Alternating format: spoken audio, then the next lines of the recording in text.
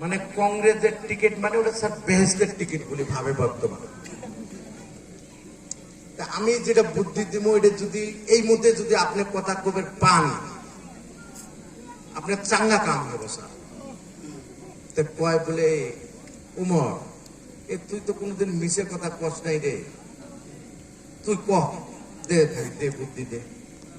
বলে স্যার আপনি কবেন মিটিং করতে ভাইয়েরা আমার বিগত দিনও যাহা ভুল করছি তাহা আমাকে মাফ করিয়া দিয়েন, এটা আগে কোয়া লাগবে। তারপরে কবেন ভাইয়েরা আমার আসেন দেশ বাঁচাই কংগ্রেস করি। তোর বুদ্ধি তো এটা মোটামুটি চলছে কিন্তু এটা কোয়া যাবে না। বলে কে?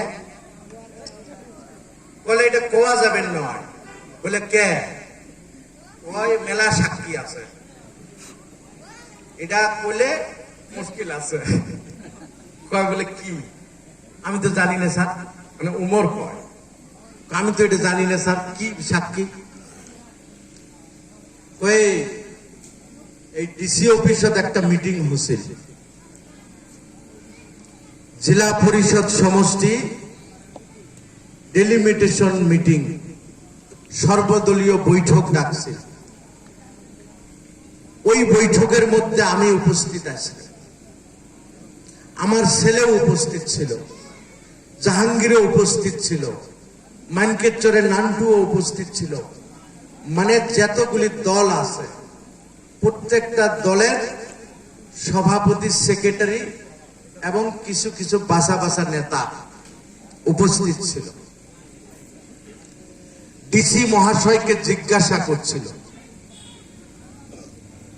যে স্যার আমাদের এই ডিস্ট্রিক্টত কয়টা জেলা পরিষদ সমষ্টি আসিল? ডিসি বলছে 5টা ছিল। এইবার কয়টা হবো স্যার? বলে এটা 4টে হবো। বলে তাহলে কোনটা বাদ পড়লো স্যার? বাদ কোনটা পড়ছে আমি অমন কই কবের পাবেন নাই। 4টে জেলা পরিষদ সমষ্টির নাম আমি কব।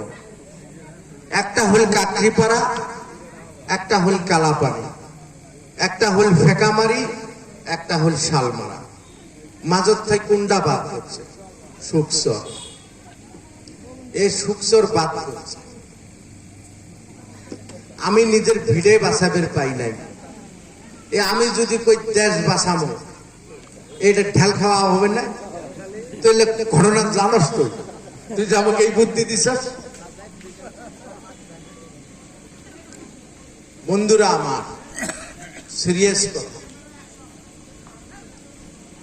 সুকচর জেলা পরিষদ সমষ্টির নাম একটা ঐতিহাসিক নাম। সুকচর জেলা পরিষদ সমষ্টি একটি ঐতিহ্যমণ্ডিত সমষ্টি, যে সমষ্টির স্বাধীনতার প্রথম এমএলএ মরহুম কুবাদ হোসেন সাহেব নির্বাচিত হয়েছিল। সুকচর জেলা পরিষদ সমষ্টির থাকি একবার নয় দুইবার দিল্লির পার্লামেন্টত নুর ইসলাম সাহেব এমপি নির্বাচিত হয়েছিল। সুকচর জেলা পরিষদ সমষ্টি এমন একটি সমষ্টি যে সমষ্টির থাকি জহুরুল ইসলাম সাহেবের মতো বাগা মন্ত্রী নুর ইসলাম সাহেব দিয়ে এমএলএ হিসেবে হারাছে। সুকচর জেলা পরিষদ সমষ্টি এমন একটি ঐতিহ্যমণ্ডিত সমষ্টি যে সমষ্টি মতিউর মন্ডল সাহেবের মতো মানুষ দুইবার এমএলএ হয়েছে।